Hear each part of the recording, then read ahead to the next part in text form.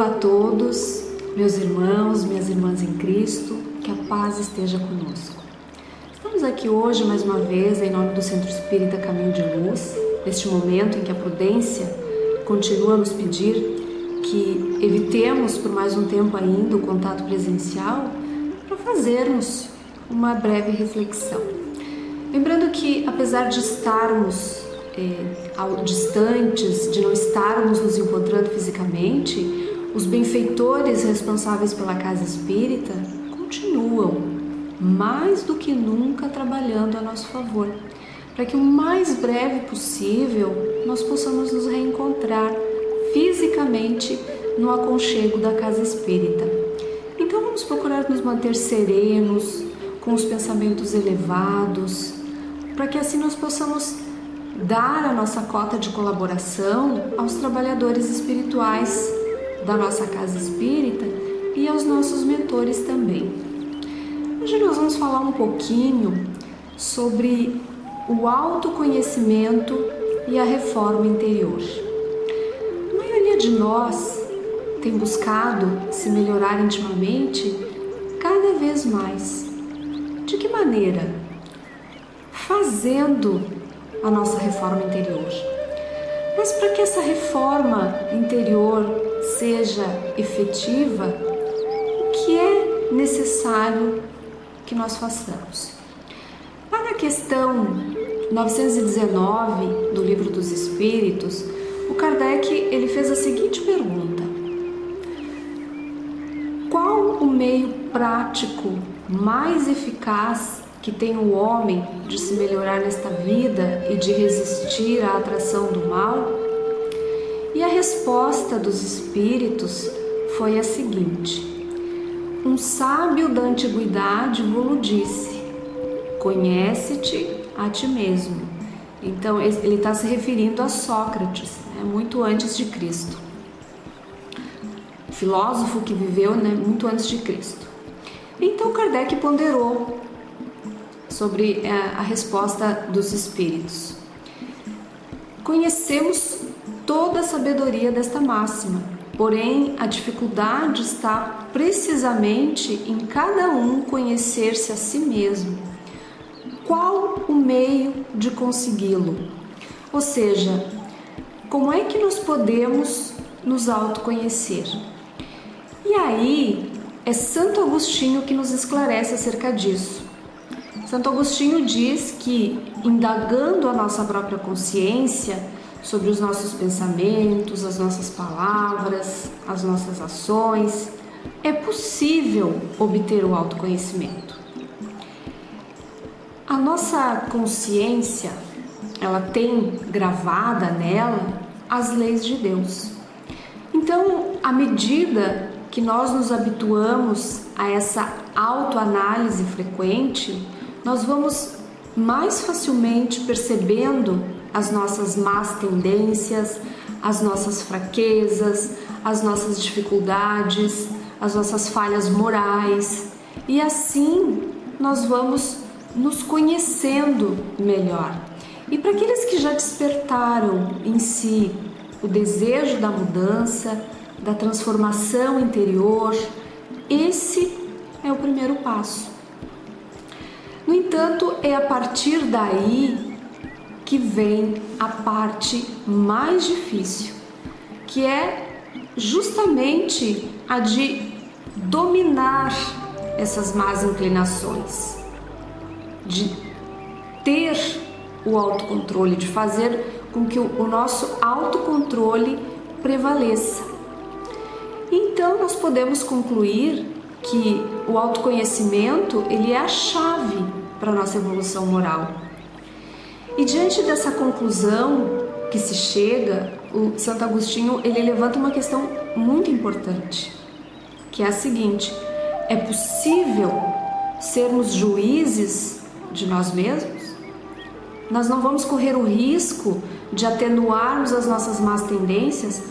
Ou seja, o avarento, por exemplo, se julgar que ele é alguém apenas econômico, o orgulhoso se crer como alguém que defende a sua dignidade, ou intransigente apenas achar que é alguém que está sempre agindo corretamente? E assim por diante, outras tantas situações em que fica difícil termos certeza se não estamos apenas justificando as nossas más tendências. E a resposta é sim, pode ser que realmente isso aconteça. Mas para aqueles que de fato estão galgando a sua transformação íntima, que já se desprenderam das relações, das ilusões terrenas, Santo Agostinho ele diz o seguinte: quando estiverdes indecisos sobre o valor de uma das vossas ações, indagues de si como a qualificarias se essa mesma ação fosse praticada por outra pessoa. Se for censurável para o outro, não poderá ser legítima quando fordes o seu autor, pois Deus não usa de duas medidas na aplicação da sua justiça. Ou seja, analisemos com honestidade, com clareza, o que é que nós pensaríamos se a nossa atitude fosse praticada por uma outra pessoa. Como é que nós veríamos a mesma situação? Nós condenaríamos? Caso sim, eis a nossa resposta. Porque o que é certo, o que é errado, mesmo que ninguém esteja vendo, ainda que ninguém fique sabendo, a nossa consciência saberá. E a lei do retorno também. Até porque nós podemos acreditar que estamos sozinhos, imaginar que ninguém está vendo. Mas nós sabemos que ao nosso redor existe uma multidão de testemunhas invisíveis.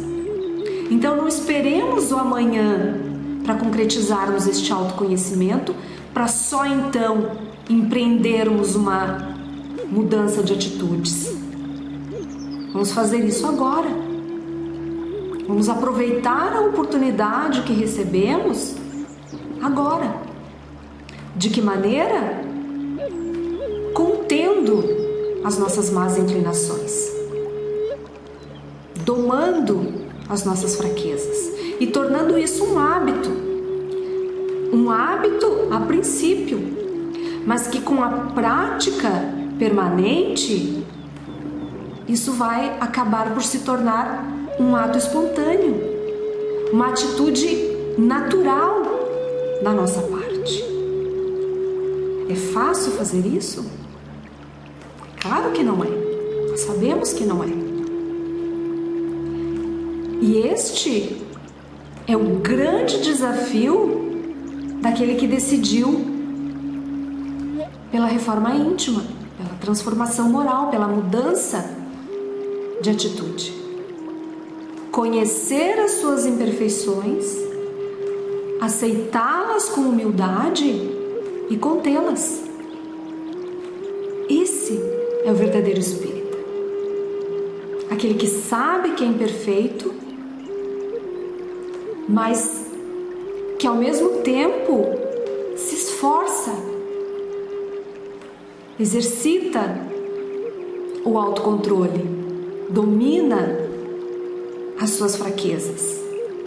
E Kardec diz isso lá no Evangelho segundo o Espiritismo, no capítulo 17.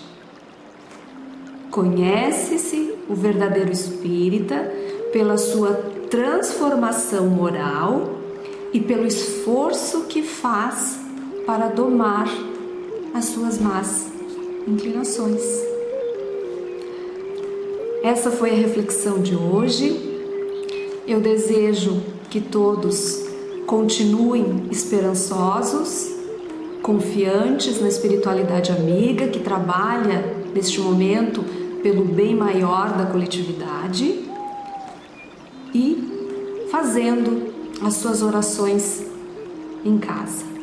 Muito obrigada a todos e que Jesus nos abençoe.